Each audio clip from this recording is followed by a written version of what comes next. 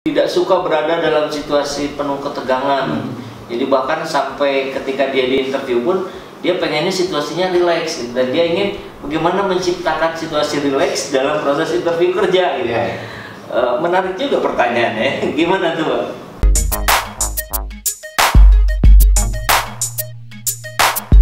Bagaimana cara menghadapi pertanyaan yang sudah dijawab tetapi masih ditanyakan lagi sama interviewernya, sehingga membuat kita seolah-olah bingung atau pelin-pelan sama jawaban kita sendiri?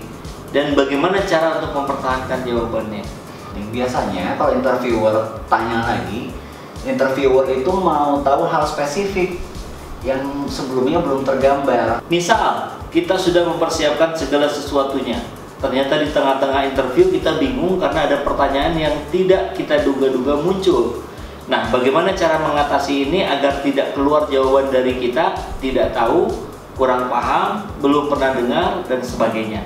Konon katanya jawaban tidak tahu itu berimbas terhadap penilaian terhadap kita. Mungkin saja ini menurut pandangan saya, kandidat yang tegang tadi memang karena dalam pikirannya sudah men-set bahwa saya nanti akan ditanya ini skenario sudah nyiapin ya, skenario berpikirnya seperti itu. Kemudian ada yang di luar itu buyar dan tidak nyaman begitu. Ya ada tipikal orang seperti itu, nggak salah juga sebenarnya Pak Saiful. Cuman kalau ada pertanyaan yang bisa membuat kita menjadi gugup dan tidak nyaman, balik lagi seperti yang tadi sudah disampaikan, sebenarnya tenang saja dan kita simak pertanyaannya wilayah pekerjaan atau wilayah sikap kerja kita itu hal yang beririsan sebenarnya. Gitu. Kalau pekerjaan, kalau memang kita belum ada pengalaman, kita sampaikan karena itu jauh lebih baik. Begitu. Nah, tips buat tenangnya gimana tuh? Iya, tiap orang beda-beda Pak Saiful.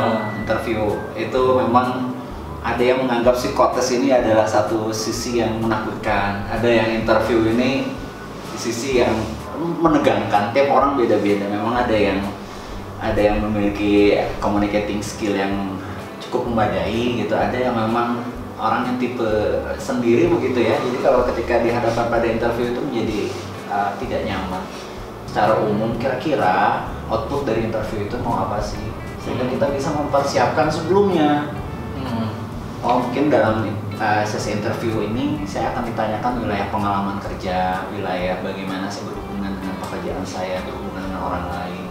Di level supervisor nanti ada bagaimana kita mengelola orang, belajar mengelola diri dan lingkungan, karena itu penting. Jadi persiapan yang matang sebelum sesi interview itu sangat dibutuhkan. Dan persiapannya adalah dari output. Output tuh lebih kemana tadi? Output pekerjaan yang akan dimasuki atau output?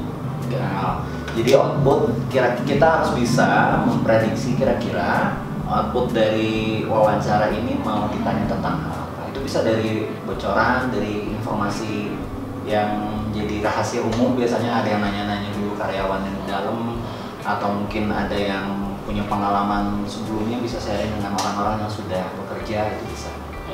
Tentang attitude dalam menghadapi saat interview. Bagaimana caranya agar mendapat atau mencuri perhatian di saat interview agar lebih rileks dan lebih dekat dengan HRD. Jadi kelihatannya orang ini tidak suka berada dalam situasi penuh ketegangan. Jadi bahkan sampai ketika dia di interview pun dia pengennya situasinya rileks gitu. Dan dia ingin bagaimana menciptakan situasi rileks dalam proses interview kerja gitu. Menarik juga pertanyaannya. Gimana tuh, Pak? Iya Pak Saiful, ini balik lagi Pak Saiful, gaya setiap orang berbeda.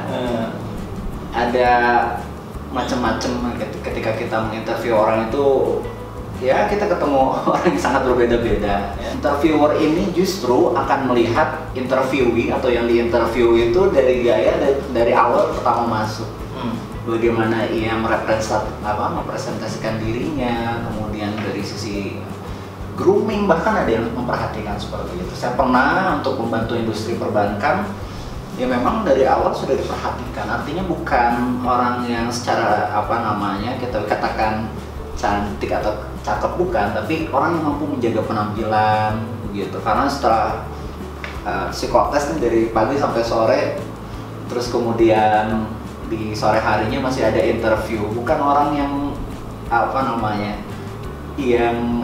kurang menarik secara visual, maksudnya bukan seperti itu, tapi mampu atau tidak dia menjaga penampilan dirinya untuk tetap terjaga grooming. Itu salah satu contoh.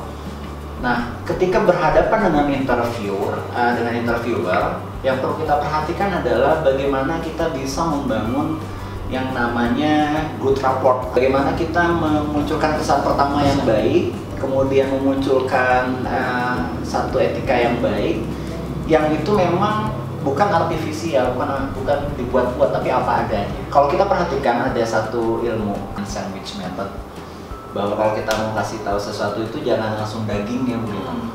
Roti dulu, dialas dulu, udah nyaman, baru kita kasih masukan ini loh bawahnya ada kekurangan seperti ini. Kemudian setelah itu tutup lagi dengan roti ya.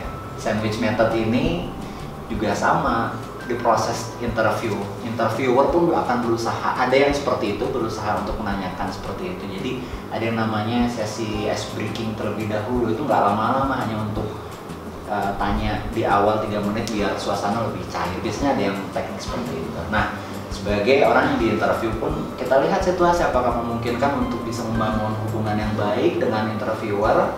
Kalau bisa ya kita bisa laksanakan itu dengan tetap menjaga etika seperti itu. Kalau tidak memungkinkan ya sudah terima saja kondisi itu ya. Pak Bayu, ya. Pertanyaan dari teman-teman yang berkomentar di kolom video kita sudah kita jawab semua. Ada beberapa yang nggak kita jawab, tapi karena itu sama, pertanyaannya kurang lebih sama, jadi sudah dianggap sudah dijawab. Baik, seperti itu cukup mungkin Pak Bayu ya. Terima kasih sudah berkunjung ke tempat saya. Sekarang kita lanjutkan main-mainnya ya, karena kita sedang berlibur. Baik, terima kasih. Mudah-mudahan bermanfaat. Wassalamualaikum warahmatullahi wabarakatuh. Waalaikumsalam.